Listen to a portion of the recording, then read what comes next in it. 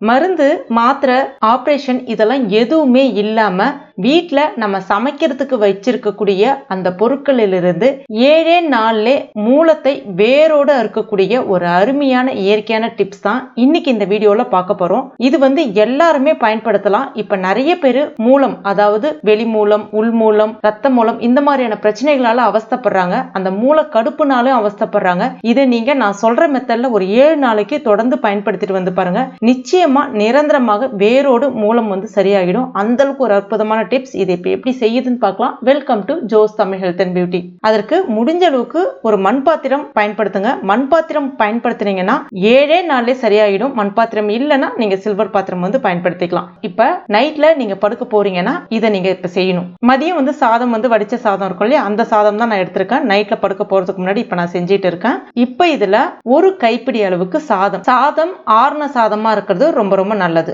இப்ப இதுல கொஞ்சமா தண்ணி சேர்த்துக்குங்க. அந்த சாதம் முழுகிற அளவுக்கு ஒரு 2 கிளாஸ் அளவுக்கு. அடுத்ததா சின்ன வெங்காயம், இந்த சைஸ்ல இருக்கக்கூடிய சின்ன வெங்காயம் 3 எடுத்துக்குங்க. தோலை உரிச்சிட்டு கழுவிட்டு நல்ல பொடிசா, எந்த அளவுக்கு உங்களால பொடிசா கட் பண்ண முடியுமோ அந்த அளவுக்கு பொடிசா கட் பண்ணிட்டு சேர்த்துக்குங்க. அடுத்ததா உப்பு, கொஞ்சம் கரிக்கிற அளவுக்குன்னு சொல்லுவாங்க. எப்பவுமே நம்ம உப்பு நார்மலா சாப்பிடுவோம் இல்லையா, ஆனா அதை விட ஒரு பங்கு கொஞ்சம் கூடுதலா சேர்த்துக்குங்க. சேர்த்துட்டு ஒரு முறை கலந்து விட்டுட்டு இதை மூடி வச்சிருங்க. இது இரவு முழுவதுமே அப்படியே நல்லா ஊறணும். கிட்டத்தட்ட ஒரு 8 இருந்து 12 மணி நேரம் ஊறுறது ரொம்ப ரொம்ப சிறப்பு. காலையில இப்ப எந்திரிச்சு பார்க்கலாம். காலையில பாருங்க நல்லா ஊறி வந்திருக்கு பாருங்க. இதுல அந்த வெங்காயம், அந்த சாதம் எல்லாம் நல்லா ஊறி இயற்கையான பாக்டீரியா உருவாகும். இந்த இயற்கையான பாக்டீரியா நம்ம உடம்புல இருக்கக்கூடிய அந்த நச்சுக்களை முழுமையாக வெளியேற்றும். மலச்சிக்கலை சரி செய்யும். மலக்குடல்ல தங்கியிருக்கக்கூடிய அந்த மல கழிவுகள், நாள்பட்ட மல கழிவுகளை வெளியேற்றும். முக்கியமாக பேர்பட்ட மூலமா இருந்தாலும் சரி, இதை நீங்க தொடர்ந்து 7 நாளைக்கு சாப்பிடும்போது அந்த மூலம் வேரோட அருந்துரும். இதை நீங்க காலையில எந்திரிச்ச உடனே எப்பயும் போல பிரஷ் பண்ணிட்டு வாயை நல்லா கொப்பளிச்சுட்டு அதுக்கப்புறமா தண்ணிக்குன்னு எதுவுமே சாப்பிடக்கூடாது. நேரடியா இதை நல்லா, அதாவது கையை வச்சு நல்லா ஒரு தடவை கசக்கி விட்டுக்குங்க.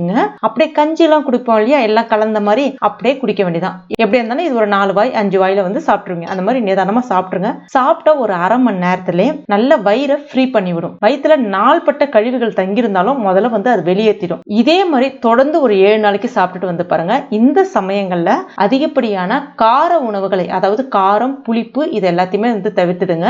முக்கியமா நார்ச்சத்து நிறைந்த உணவுகளை அதிகமா எடுத்துக்கங்க. கீரை வகைகளை அதிகமா எடுத்துங்க. அதிலும் முக்கியமா துத்தி கீரை அப்படின்னு சொல்லிட்டு உங்களுக்கு கிடைக்கும். இல்லைன்னா துத்தி பவுடர் உங்களுக்கு நாட்டு மருந்து கடைகளை கிடைக்கும். அதுவும் நீங்க மோரோட கலந்து சாப்பிடலாம். ரொம்ப ரொம்ப நல்லது. நீங்க இந்த மெத்தட் வேணா ஒரு முறை ட்ரை பண்ணி பாருங்க. மூலம் என்ற பிரச்சனையை உங்க வாழ்நாள் முழுவதுமே எட்டி பார்க்காது. அது மட்டும் இல்லாம எதிர்காலத்திலையும் உங்களுடைய உணவு முறை மாற்றங்களை தாராளமா நீங்க கடைபிடிக்கணும். உதாரணத்துக்கு இந்த மாதிரி இது வாரத்துல நீங்க ஒரு 2 முறை நீங்க எப்பயும் போலே சாப்பிடலாம். சாப்பிடும்போது உங்களுக்கு இந்த மாதிரியான பிரச்சனைகள் எப்பவுமே வராது. கண்டிப்பா ட்ரை பண்ணி பாருங்க. ட்ரை பண்ணிட்டு மறக்காம எனக்கு கமெண்ட் பண்ணுங்க. இந்த வீடியோ பிடிச்சிருந்தா, பயனுள்ளதா இருந்துச்சுன்னா மறக்காம லைக் பண்ணுங்க. உங்க நண்பர்கள் மற்றும் ஃபேமிலி மெம்பர்ஸ் கூட மறக்காம ஷேர் பண்ணுங்க. மேலும் இது போன்ற பயனுள்ள குறிப்புகளுக்கு நம்ம சேனல் இது வரைக்கும் நீங்க சப்ஸ்கிரைப் பண்ணாத நண்பர்களா இருந்தீங்கன்னா உடனே சப்ஸ்கிரைப் பண்ணீங்க. கூடவே மறக்காம அந்த பெல் நோட்டிஃபிகேஷன் சிம்பிளை பிரஸ் பண்ணுங்க. தேங்க்யூ.